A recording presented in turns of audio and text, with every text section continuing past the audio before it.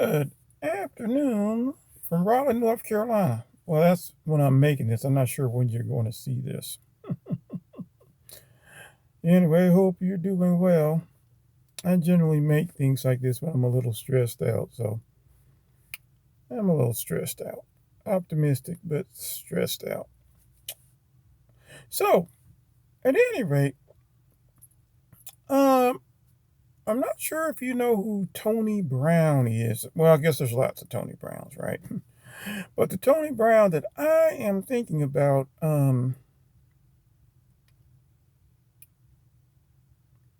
she's kind of a black voice, a black figure, um, kind of a business figure. I'm not sure if you're familiar with Tony Brown's Journal, but that used to be on PBS, places like that. At any rate, I was watching something, and Tony Brown um, was talking about HBCUs. Now, I actually, at one time, not too long ago, I taught an HBCU. Um, and he talked about how necessary they were. Um, and the simple fact of the matter is that, that they were made, they were made necessary, right?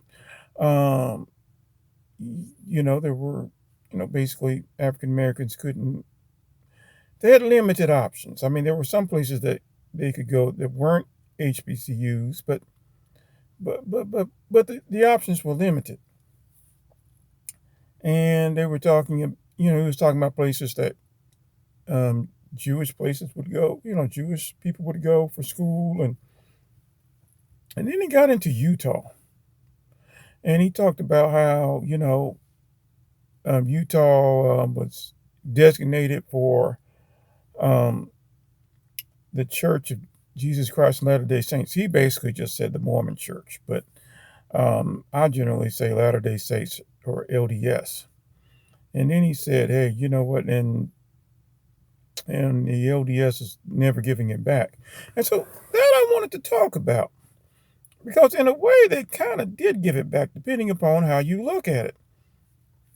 Okay, so what am I talking about?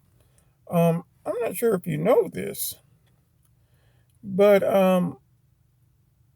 when Brigham Young finally gets to Utah, obviously Joseph Smith founds it, but when Brigham Young gets to Utah, there is a vision for that place. And the vision is they'd have a state, and that state would be called Deseret. Um, it was called Deseret. And, they'd have a school, it'd be the University of Deseret, and so on and so forth. Well, why didn't they keep that vision? I certainly don't want to run in the way of any particular LDS historians. But the U.S. government had a good deal in that.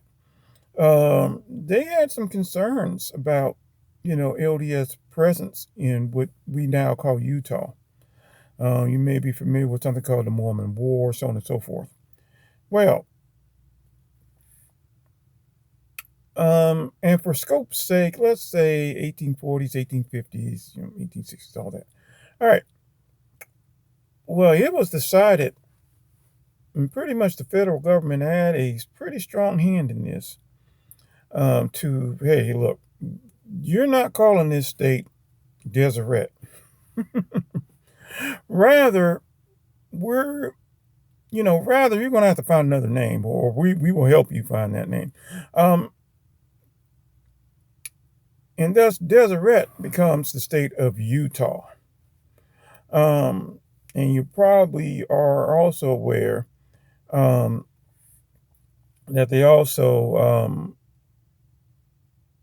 made illegal in the territory and state of Utah polygamy. Polygamy was legal in Utah for a little while. And by the way, and when we talk about polygamy, we're really talking about one particular type. We're talking about polygyny. Polygyny. So polygyny. Polygyny is when one man has more than one spouse. Polyandry is when a woman has more than one spouse.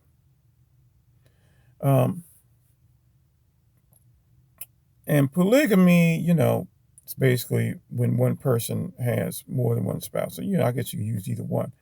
But at any rate, but the federal government did make its mark, on the, I guess, the present state of Utah.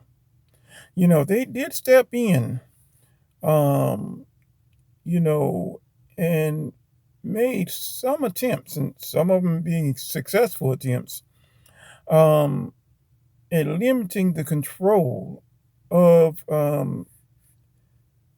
the LDS church. So I'm not sure. Just figured I'd um, make a statement there.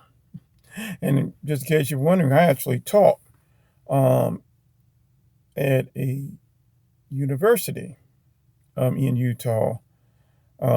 This is 2025.